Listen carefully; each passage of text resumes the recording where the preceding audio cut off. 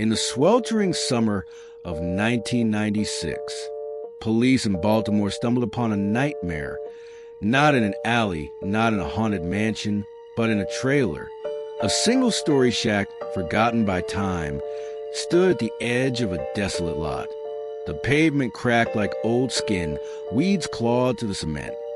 And from inside leaked a scent that would cling to their memories forever. Decay, death, something wrong. Inside, scattered across the floor, were bones, not animal, human. In the fridge, neatly labeled containers filled with meat. In the freezer, more. He lived there, Joseph Roy Metheny, 6 feet tall, 450 pounds. And when they opened the door, he smiled. He didn't run, didn't deny a thing, just sat down and said, "I killed them, cut them up, and some of them I ate." To understand what made this monster, you have to go back to 1955. Joe Metheny was born into darkness, a house without love, a father who drank himself to death before Joe turned 6, a mother buried in double shifts, 5 siblings fending for themselves in the shadows of Essex, Maryland. By his teens, Joe was already drifting. Quiet, angry, cool. He tortured animals, picked fights for a sport, and laughed when others screamed. At 18, he joined the army. He told people he fought in Vietnam, said he saw things there that cracked his mind, said heroin became his only escape. But records told a different story. Joe never left the U.S. The war he fought was only in his head. Years passed. He wandered through factories, under bridges, sleeping wherever the night hit him best. He smoked crack to stay awake, drank to kill the silence. By 1994, he had a partner, a young son. Then one day, they vanished. No note, no goodbye. She'd had enough of the drugs, the rage, and the danger. But Joe didn't see it that way. He believed she'd run off with another man. And in that belief, something twisted inside him.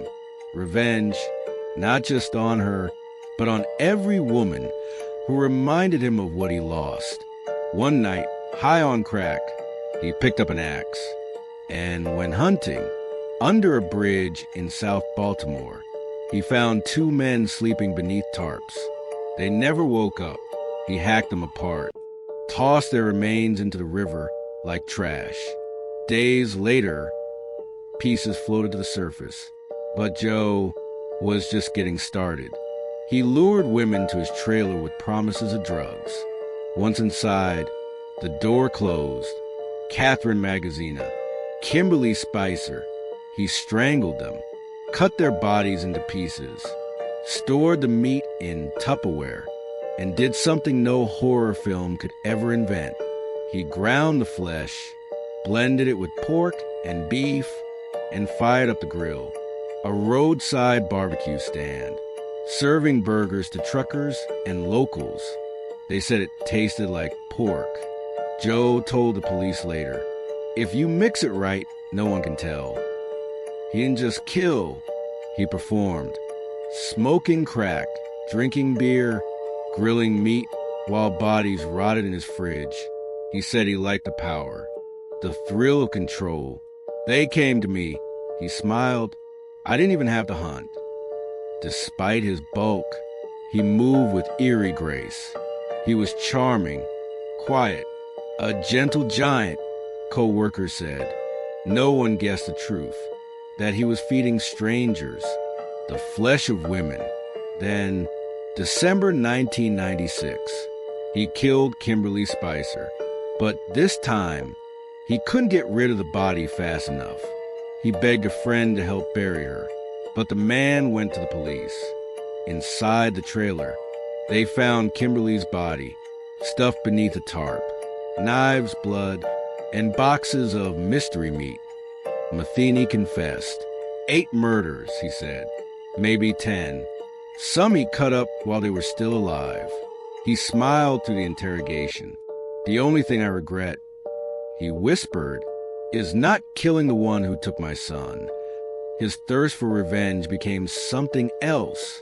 A game. A hunt. He said it plainly. "I got away with the first few. I only got caught because I got lazy." In court, his lawyers blamed drugs and trauma, but the jury saw through it. This wasn't chaos. It was calculated horror. In 1998, he was sentenced to death. Later, that was changed to life in prison.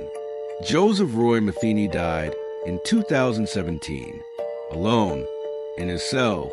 No trauma, no struggle, just gone. To this day, we don't know how many he truly killed, or how many people unknowingly ate from his grill.